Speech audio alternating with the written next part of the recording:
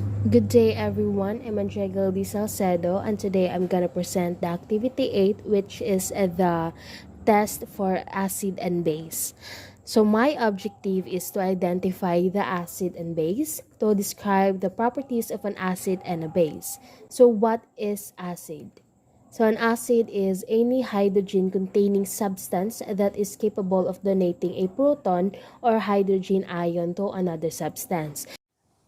An acid is any substance that in water solution tastes sour, changes blue litmus paper to red, reacts with some metals to liberate hydrogen, reacts with bases to form salts, and promote chemical reactions or acid catalysis. Acidic solutions have a pH less than 7 with lower pH values corresponding to increasing acidity. Common examples of acids include acetic acid in vinegar, sulfuric acid used in car batteries, and tartaric acid used in baking. So acid strength and strong acids. So the strength of an acid refers to how readily an acid will lose or donate a proton. So oftentimes in solution, a stronger acid more readily ionizes or dissociates in a solution than a weaker acid. The six common strong acids are the hydroloric acid or HCl, hydrobromic acid or HBr, and we have the hydriodic acid or HI, sulfuric acid. Only the first proton is considered strongly acidic. We have the nitric acid, perchloric acid. So each of these acids ionize essentially 100% in solution. By definition, a strong acid is one that completely dissociates in water. In other words, 1 mole of the genetic strong acid, HA, will yield 1 mole of H positive. So 1 mole of the conjugate base, A negative, with none of the unprotonated acid HA remaining in solution. By contrast, however, a weak acid being less willing to donate its proton will only partially dissociate in solution. At equilibrium, both acid and the conjugate base will be present, along with a significant amount of the undissociated species HA. So there is a factors affecting acid strength. So the two factors contributed to overall strength of an acid is the polarity of the molecule, strength of the H minus A bond. So these two factors are actually related. The more polar the molecule, the more the electron density within the molecule will be drawn away from the proton.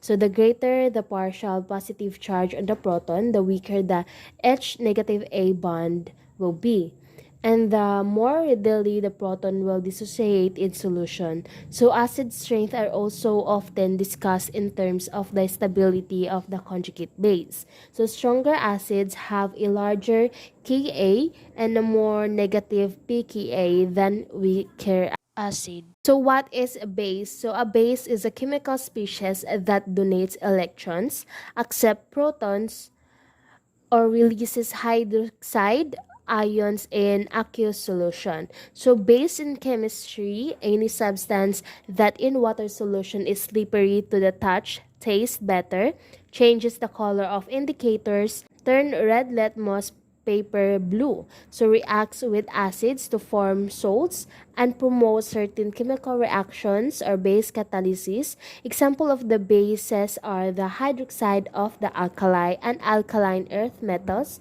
or sodium, calcium, and etc. And the water solutions of ammonia or its organic derivatives. Such substances produce hydroxide ions in water solutions.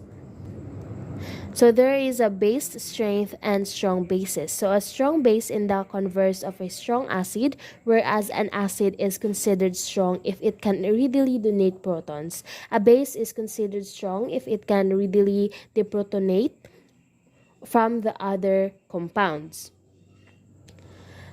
So as with acids, we often talk of basic, aqueous, solutions in water, and the species being deprotonated is often water itself. So the general reaction looks like.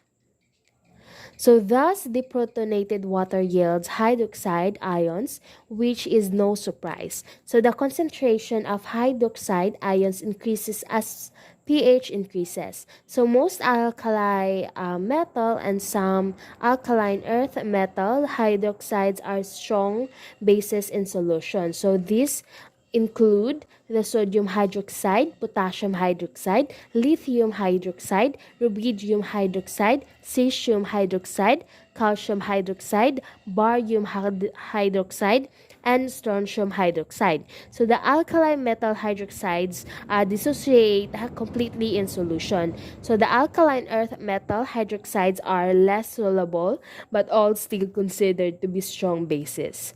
So if an acid and a base are added together, they react to form water and a salt. So an example you might be familiar with is brushing your teeth. The acid created from the bacteria on your teeth reacts with the base in your toothpaste. So this reaction is called neutralization. So identifying and measuring acids and bases. So a pH meter measures how acidic or basic a solution is. So when we test a substance with a pH meter, we get a number from 0 to 14. This is a pH scale and it can be used to compare substances. It is important to know that this scale is logarithmic.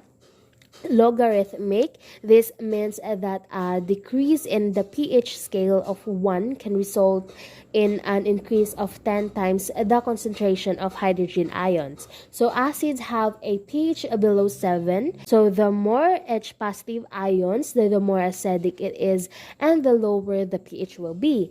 Bases have a pH above 7. So pH 7 is said to be neutral. This means there is a balance of H positive and OH negative ions.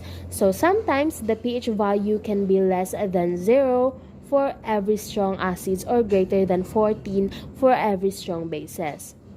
Reactions produce different results. So reactions between strong acids and strong bases decompose more completely into hydrogen ions.